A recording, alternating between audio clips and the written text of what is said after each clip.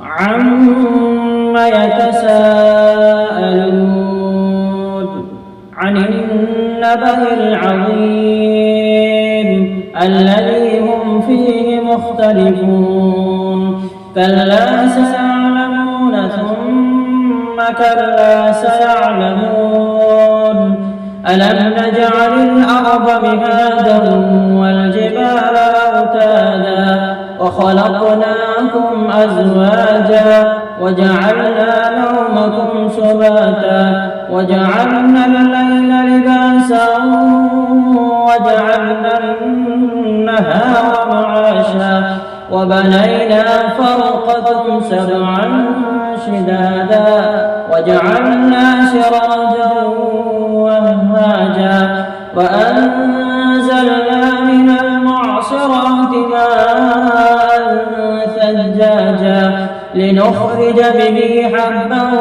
ونباتا وجنات ألفافا إن يوم الفصل كان ميقاتا يوم ينفخ في الصور فتأتون أفواجا وفتحت السماء فكانت أبوابا وسيرت الجبال فكانت سرابا إن جهنم كانت مرصادا للطاغين مآبا لابثين فيها أحقابا لا يذوقون فيها بردا ولا شرابا إلا حميما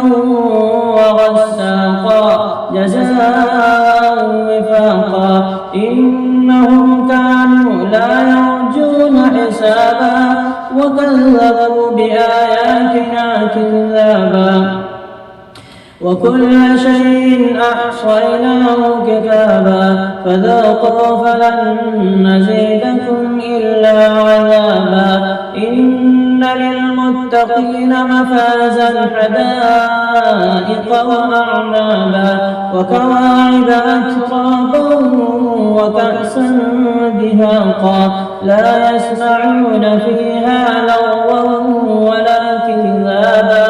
جزاء من ربك عطاء حسابا رب السماوات والأرض وما بينهما الرحمن لا يملكون منه خطابا يوم يقوم الروح والملائكة صفا لا يتكلمون إلا من أذن له الرحمن وقال صوابا ذلك اليوم الحق فمن شاء اتخذ إلى ربه مآبا إنا أنذرناكم عذابا قريبا يوم ينذر المرء ما قدمت يداه ويقول الكافر يا ليتني كنت ترابا.